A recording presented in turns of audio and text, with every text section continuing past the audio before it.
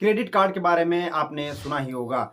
आपको कई बार ऐसा भी होता होगा कि बैंक से लगातार क्रेडिट कार्ड खरीदने के लिए फ़ोन भी आते होंगे। आप समझ नहीं पाते कि आखिर में इसमें बैंक का क्या प्रॉफ़िट होता है और अपना क्या होता है। आपको ये बताया जाएगा कि आप इतना पैसा निकाल सकते हैं और इतने दिन में जमा कर सकते हैं, लेकिन आप ये सोचिए कि आप उसको खर्च करेंगे और फिर जमा करेंगे, इसमें बैंक का क्या प्रॉफ़िट होता है। इसमें ऐसा मालूम होगा कि आपको ही प्रॉफ़िट होगा, लेकिन ऐसा कुछ नहीं है।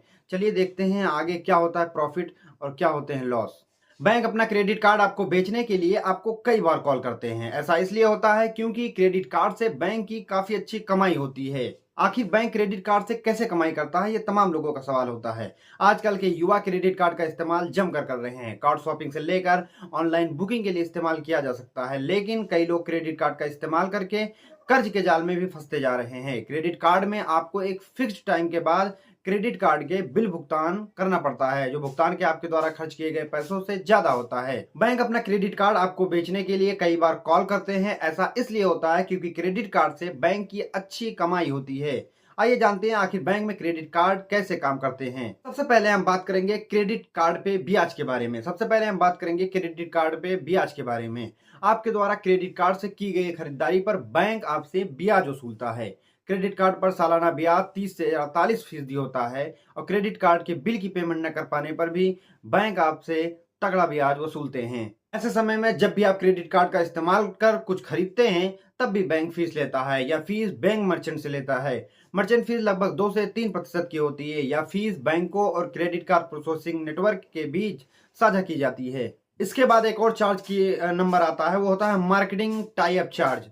कई ब्रांड बैंकों के साथ साझेदारी कर लेते हैं, जिसमें ग्राहकों को क्रेडिट कार्ड से पेमेंट करने पर छूट देकर ग्राहकों को आकर्षित किया जाता है। ऐसे में bank marketing tie up charge से भी कमाई करते हैं। क्रेडिट कार्ड का इस्तेमाल करने वाले लोगों पर ब्याज के अलावा और भी बहुत से चार्ज लगाए जाते हैं, जिसमें withdrawal fees, annual fees, late payment fees, balance transfer fees और फॉरेन ट्रांजैक्शन फीस भी शामिल है। अगर आप क्रेडिट कार्ड का इस्तेमाल करके कैश निकालते हैं, तब विड्रॉल फीस बैंक लेते हैं। यह फीस कुल कैश का 2.5% से 3% तक होती है। इसके अलावा एनुअल फीस क्रेडिट कार्ड को एक्टिव रखने के लिए साल में एक बार ली जाती है। एक क्रेडिट कार्ड से दूसरे क्रेडिट कार्ड में ऋण ट्रांसफर करने पर बैलेंस ट्रांसफर फीस ली जाती है। यह फीस 3 से 4% तक होती है।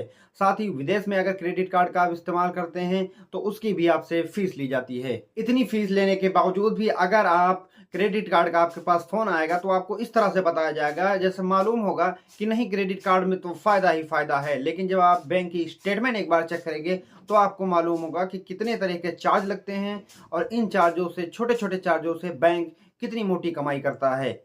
इस वजह से अगर आप डेबिट कार्ड यूज कर रहे हैं तो उसको करते रहिए। जहां तक हो सके, अगर आपकी अर्निंग उस हिसाब से कि आप उसके सीमित समय में पेमेंट कर सकते हैं, तो आप क्रेडिट कार्ड का भी इस्तेमाल कर सकते हैं। नहीं तो ये आपके लिए नुकसानदायक भी हो सकता है। इस वजह से जो आपके लिए सुविधाजनक हो, उसी का इस्तेमाल करें।